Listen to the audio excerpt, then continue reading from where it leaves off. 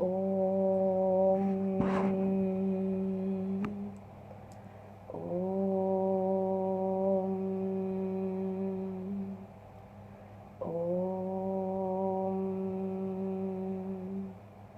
Vakratunda Mahakaya Suryakoti Samaprabha Nirvignam Guruve Deva Sarvakayeshu Sarvada Guru Brahma Guru Vishnu Guru Devo Maheshwaraha Guru Sakshat Parabrahma Tasme Sri Guruve Namaha Sarvamangala-manganye Shive Sarvada-sadike Sharanye Triyambake Gauri Narayani Namustude Om Shiradivasaya Vidmahi Sachidanandaya Dhimahi Nanno Sai Prachodayat. Shri Sai Satcharitra, Chapter 2. Object of writing the work. Incapacity and boldness in the undertaking. Hot discussion, conferring significant and prophetic title of Himatpan. The necessity of a guru.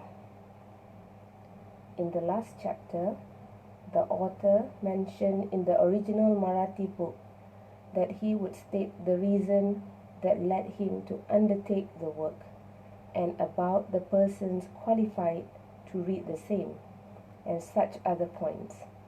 Now, in this chapter, he narrates the same. The object of writing this work. In the first chapter, I described Sai Baba's miracle of checking and destroying the cholera epidemic by grinding wheat and throwing the flour on the outskirts of the village. I heard other miracles of Sai Baba to my great delight, and this delight burst forth into this poetic work. I also thought that the description of these miracles of Sai Baba would be interesting and instructing to his devotees and would remove their sins. And so I began to write the sacred life and teachings of Sai Baba. The life of the great saint is neither logical nor dialectical. It shows us the true and great path. Incapacity and boldness in undertaking the work. Himatpan thought that he was not a fit person to undertake the work.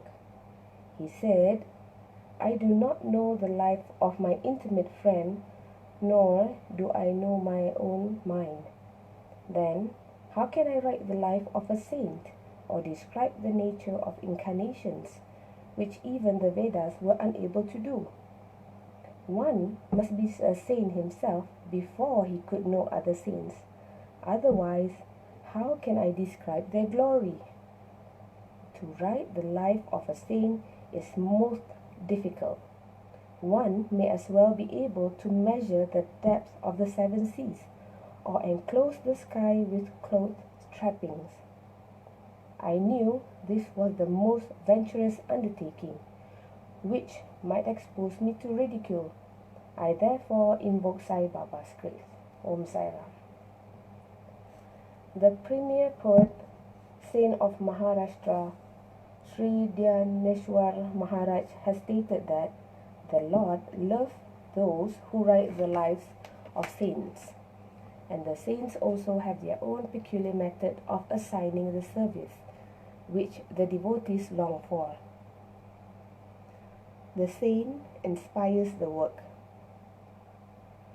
The devotee becomes only an indirect cause or an instrument in achieving the end.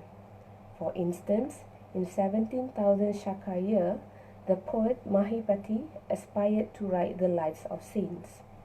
Saints inspired him and got the work done. So also in 18,000 Shaka year, Das Ganu's service was accepted. The former wrote 4 works, which is Bhakta Vijay, Sant Vijay, Bhakta Lila Amrut, and Sant Lila Amrut, while the latter wrote two, Bhakta Lila Amrut and Sant Khat Amrut, in which the lives of modern saints were described. In chapter 31, 32, 33 of Bhakta Lila Amrut and in chapter 57 of Sant Khat Amrut, the life and teachings of Sai Baba are very well depicted. These have been separately published in Sai Leela's magazine, number 1112, volume 17. The readers are advised to read these chapters. So also, Sai Baba's wonderful Leelas are described by Mrs. Savitribai Raghunath Tendulkar of Bandra in a small book named Shri Sai Bhajanmala. Das Ganu Maharaj also has composed various sweet poems of Sai Baba. A devotee named Amidas Bhavani Mehta has also published some stories of Sai Baba in Gujarati. Some numbers of Sai Prabha, a magazine published by Dakshina Bhiksha Shanta of Shirdi, are also published. Then the question of objection comes in, that while so many works regarding Sai Baba are extant, why should this Sai Satcharitra be written? And where is its necessity? The answer is plain and simple.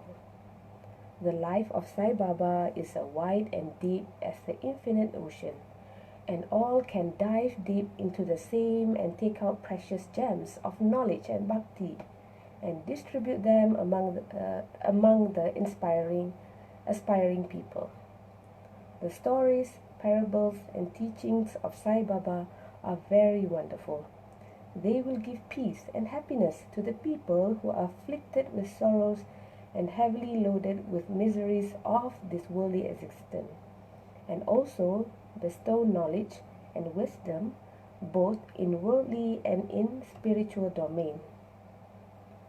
If these teachings of Sai Baba, which are interesting and instructive as the Vedic lore, are listened to and meditated upon, the devotees will get what they long for, which is union with Brahma, mystery in Eightfold Yoga, bliss of meditation. So I thought that I should call these stories together. That would be my best upasana. This collection would be most delightful to those simple souls whose eyes were not blessed with Sai Baba's darshan.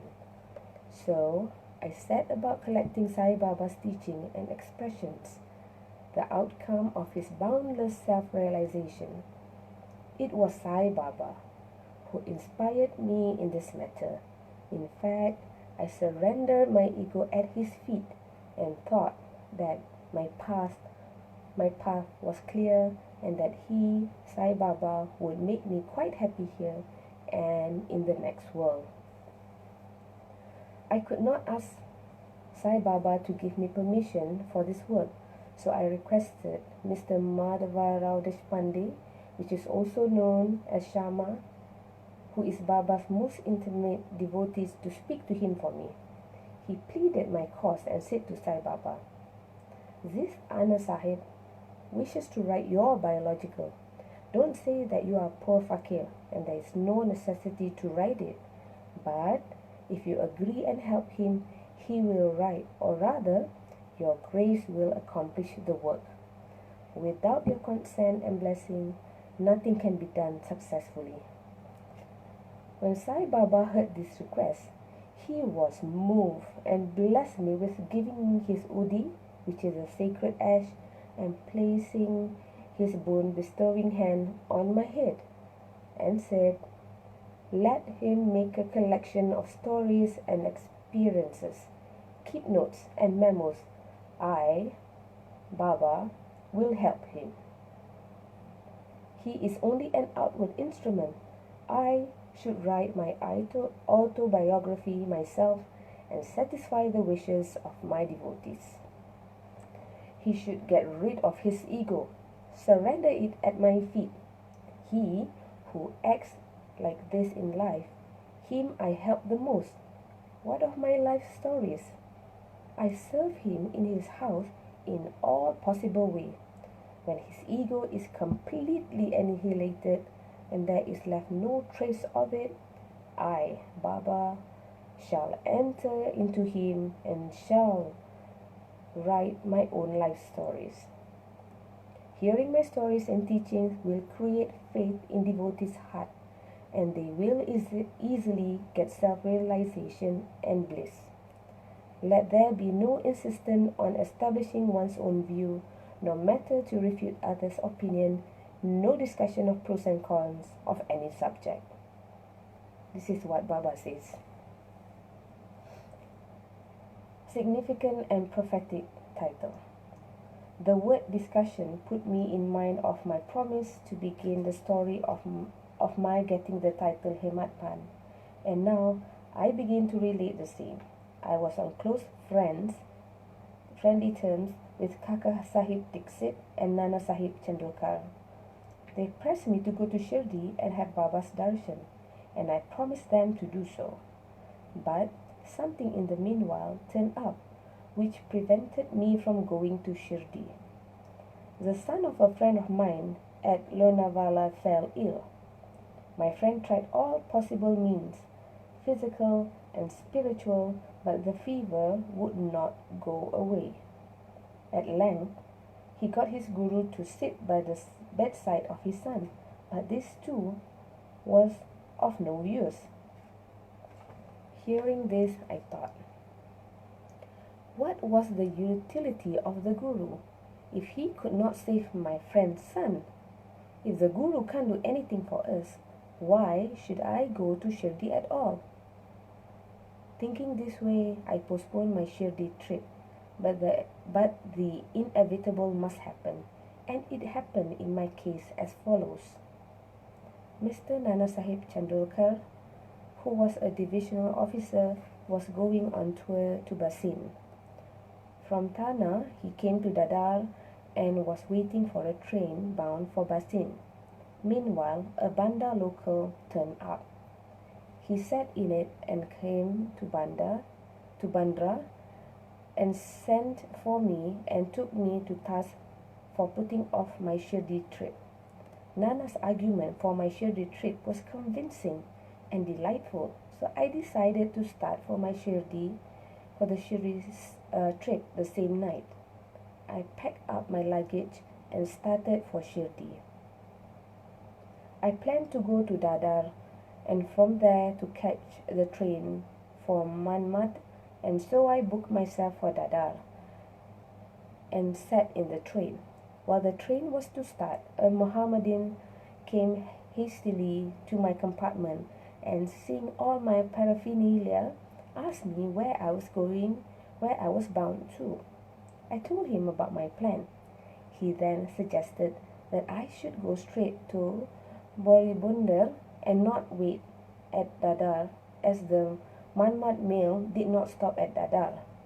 If this little miracle or Leela had not happened, I would not have reached Shirdi the next day, as settled, and many doubts would have assailed me. But that was not to be. As fortune favored me, I reached Shirdi the next day before 9 or 10 a.m. Kaka Dixit was waiting for me there. This was in 1910, when there was only one place, Sade's Wada, for lodging pilgrim devotees. After alighting from the Tonga, I was anxious to have darshan. When the great devotee Tatya Sahib Nulkar returned from the masjid and said that Sai Baba was at the corner of the Wada and that I should first get the preliminary darshan and then, after bath, see him at leisure. Hearing this, I ran and prostrated before Baba, and my joy knew no bounds. I found more than what Nana Chandolkar had told me. All my senses were satisfied, and I forgot my thirst and hunger. The moment I touched Sai Baba's feet, I began a new lease of life. I felt myself much obliged to those who spurred and helped me to get the darshan, and I considered them as my real relatives, and I cannot repay their debt.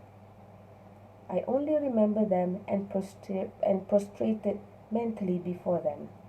The peculiarity of Baba's darshan, as I found it, is that by his darshan our thoughts are changed.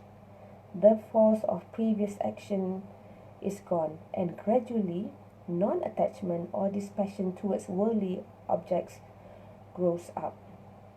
It is by the merit of actions in many births that such darshan is got, and only you see Sai Baba. All the world assumes the form of Sai Baba. On the first day of my arrival in Shirdi, there was a discussion between me and Bala Sahib Bate regarding the necessity of a guru. I contended, why should we lose our freedom and submit to others? When we have our own duty, why should we need a guru? One must try his best and save himself. What can a guru do to a man who does nothing but sleeps all the time? So I pleaded free will, while Mr. Bate took up the other side, which is destiny, and said, whatever is bound to happen must happen. Even great men have failed. Man proposes one way, but God disposes the other way. Put aside your cleverness, pride, and egoism won't help you. This discussion, with all its pros and cons, went on for an hour or so, and as usual, no conclusion was arrived. We had to stop the discussion as we were exhausted. The net result of this was that I lost my peace of mind and found that unless there is a strong body consciousness and egoism, there would be no discussion. In other words, it is ego which breeds discussion. Then, when we went to the masjid with others, Baba asked Kaka Sahib Dixit the following: what was going on in Sadh's Wada? What was the discussion about? And staring at me, Baba further added, what did this Hemapan say? Hearing this word, I was so surprised. The masjid was at a considerable distance from Sadhe Wada, where I was staying, and where the discussion was going on. How could Baba know all our discussion unless he is omniscience and inner rule of all of us? I began to think, why Sai Baba should call me by the name Hematpan? This word is a distorted form of Hematripan. This Hematripan was a well-known minister of the kings, Mahadev and Ramdev of Devgiri of the Yadav dynasty. He was very learned, good-natured, and the author of works such as Chaturvarga Chintamani, dealing with spiritual subjects, and Raj Prashati. He invented and started new methods of accounts, and was the originator of the Mudi, which is the Marathi shorthand script. But I was quite the opposite, an ignoramus and of mediocre intellect, so I could not understand why the name or title was conferred upon me. But thinking seriously upon it, I thought that the title was a dart. It was to destroy my ego, that I should always remain meek and humble. It was also a compliment paid to me for the cleverness in the discussion.